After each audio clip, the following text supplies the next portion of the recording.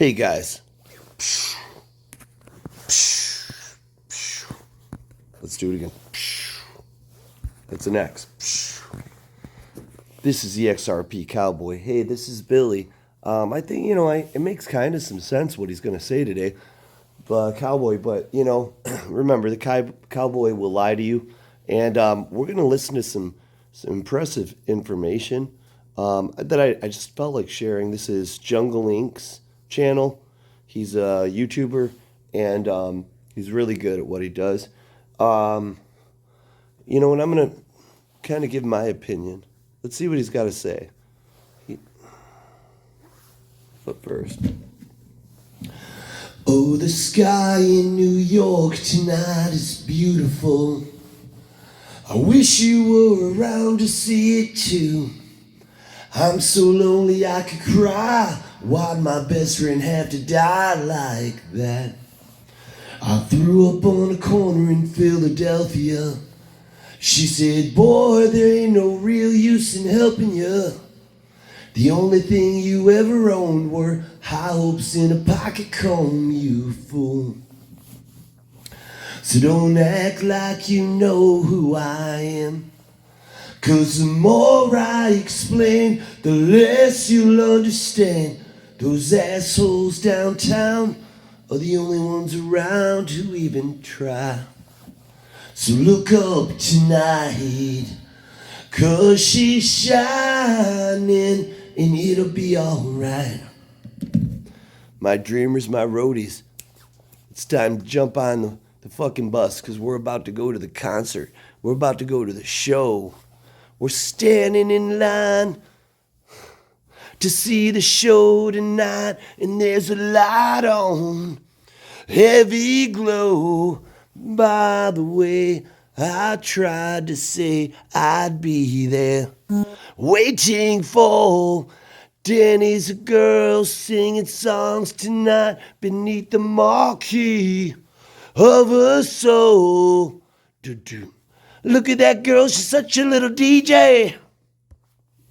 If this ends up being a $10 million settlement, I think Gary Gensler will get fired on the spot. Yeah, I highly doubt it's that low. But I am hoping that John Deaton's correct. I think he said, it might be less than their legal fees. There's going to be some fines to be paid here, but it's more about the forward-looking stuff. And the most important issue, XRP itself is not a security. That's what we care about as investors. And, of course, Ripple is the biggest holder in the world of XRP, the one that uses it at the center of everything they do in their business. It's an important issue for them as well. And it's the one issue the SEC won't admit to, but they wanted to and needed to win. Big settlement dollars ain't going to help them in their Coinbase or their Kraken or their Binance cases. They really needed to notch a win here, and they failed miserably. Now, this was interesting, and we are seeing a big pivot by Ripple. And the title of this article is DeFi Compliance to be Top Industry Trend in 2024, says Ripple President. Of course, we're talking about Monica Long. Ripple President Monica Long predicts a shift from speculative hype cycles to new crypto era marked by on-chain compliance. We're talking about DeFi here, not payments. Interesting. Long said, previous hype cycles fueled by initial coin offerings and NFTs will be replaced by real-world utility at scale. Into the hype cycle forever. There's certain cryptocurrencies I hold pretty much in perpetuity, profits off the table. While we may start seeing more sustainable growth over the long term. Okay, I want to go back on this because I really want to express something. And NFTs will be replaced by real-world utility at scale. I tell you this as an investor, be careful. So, I have this perspective. Monica Long, oh my God, sorry. Monica Long is talking about DeFi and that utility will drive, pretty much the market, pretty much will make money is what she's saying. So, but for me, it's I think it's implied here, but they're, pivoting more into that. And they're going to, they're not talking about payments here, right? But I don't know. I think there's so much more being said. And I want you to listen to what Jay says at the end here. And he's always fucking right. But listen. We've been calling for the end of the hype cycle forever.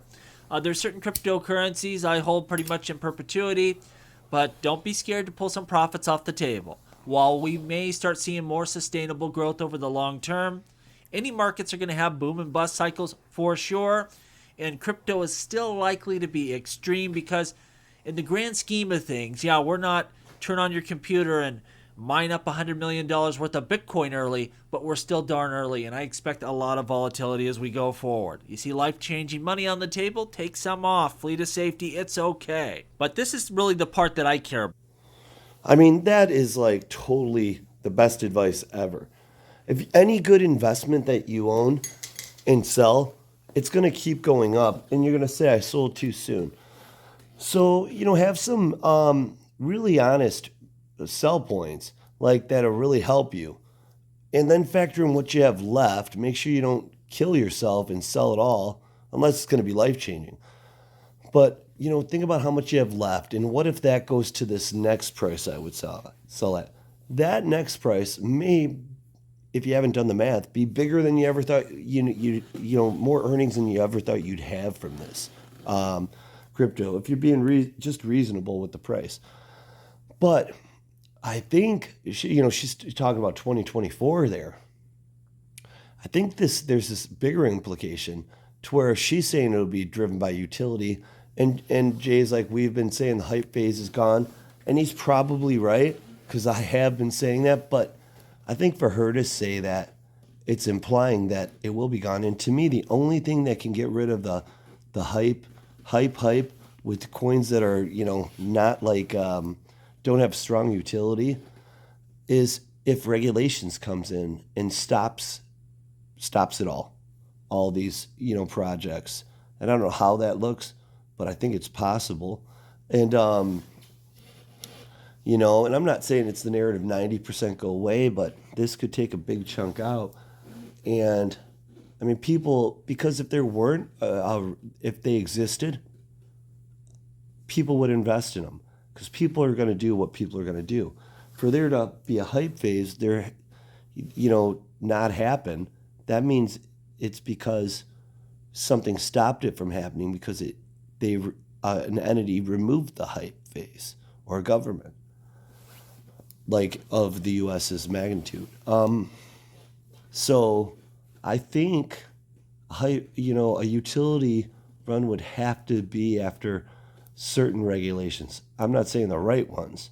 I mean, they're the right ones for me as an XRP holder, but, there's something pure about not having rules, enforced upon you because people disagree with your belief system, and you may be right, but because they're the powers that be, it doesn't fucking matter, So I'm going to say if a certain regulation comes out, that is where the utility happens. I think it has to happen that way.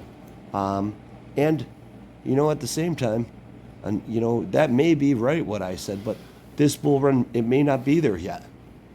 But and if it's not, this is 100% going to take profits because it's going to go back down and we're going to deal with this again, in a few years. But for Monica Long to say that and imply that it's this year makes me think they're in the know somehow. At least they're more sophisticated than I am. So let's listen to what else Jay has to say. But I'm not looking for financial advice from Monica Long. The biggest breakthrough in 2024 will be pioneering compliance for decentralized finance. Again, she's talking about the biggest development for this year. What Ripple's focused on, well, it's compliant DeFi. Again, not conquering payments, all this stuff. Now, I'm not alluding to the fact that Ripple's somehow given up on payments, or that payments won't still be their number one objective, but they have a broader outlook. And that is going to be a big battle there. We see right now the SEC agrees. They're shifting to trying to seize control now of AMMs and decentralized exchanges and things of this nature. I love seeing this. I've been saying for a long time, the XRP ledger, its greatest asset is likely that decentralized exchange and the ability to put all sorts of assets on there. And all of these features and capabilities are native to the chain. David Schwartz has told us that's going to give us a long-term competitive advantage. This isn't a system that's been stacked on top This is native to the chain, it's built in, and it probably will lead to high scalability and efficiency. I've been seeing some rumblings about this. This article says ex-Ripple director says big news coming for XRP soon. A former Ripple director, Sean McBride, tweeted the following: big news coming for Ripple and XRP in the next couple days. And I can tell you this, I don't know what this is about. I've seen some YouTubers and some Twitter people alluding to this for a couple weeks, and now we have an ex-Ripple director telling us something's on the horizon. We'll have to wait and see. I'm sorry, I just don't have any information on that, or I would tell you what it was. Well, maybe I would tell you what it was, depending on, who gave me the info. If I had to speculate here, it's not going to be some sort of settlement. I don't think we would see, all these people knowing about that. Maybe like an exchange partnering of some sort, something to that nature is what I'm guessing. We'll wait and see. We'll see here shortly if Mr. McBride is correct. BlackRock and Fidelity.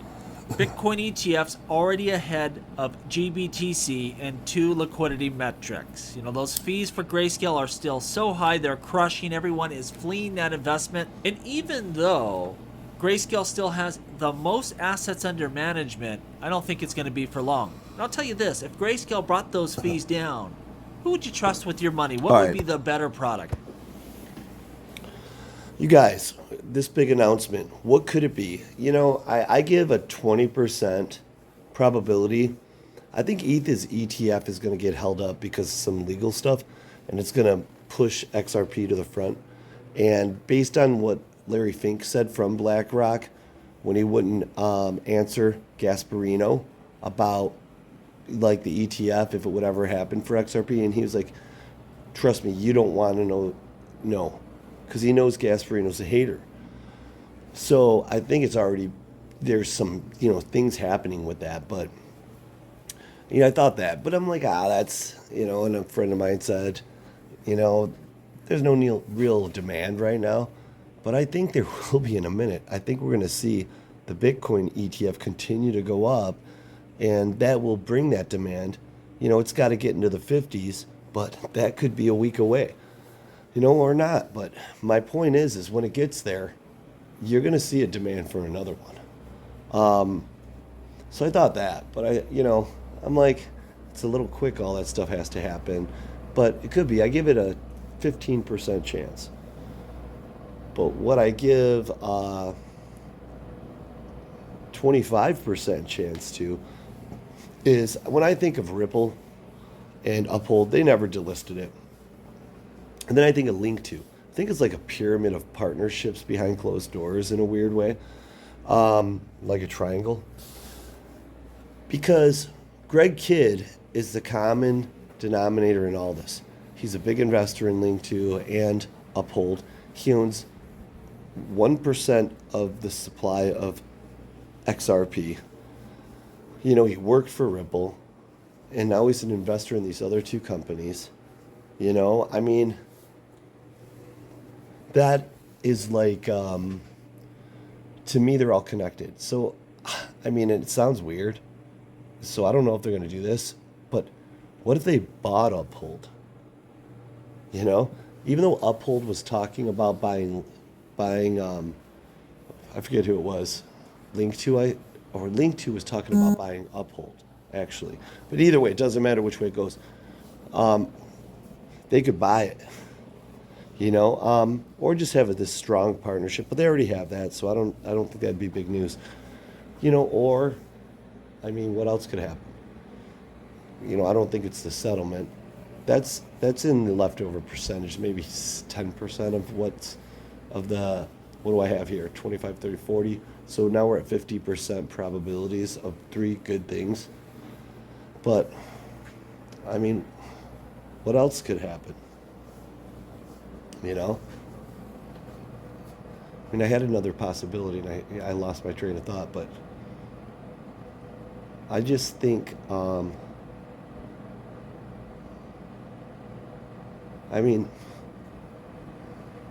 that announcement is like, maybe they're going public. That's another one. But another small percentage. I just don't know what else it could be that would move the needle. There it is.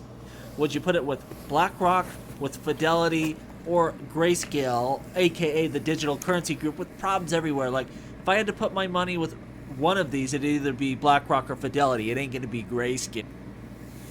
This is the XRP Cowboy. Like, subscribe, leave a comment. Tell me what you're thinking it could be. Maybe I'll make a video about it.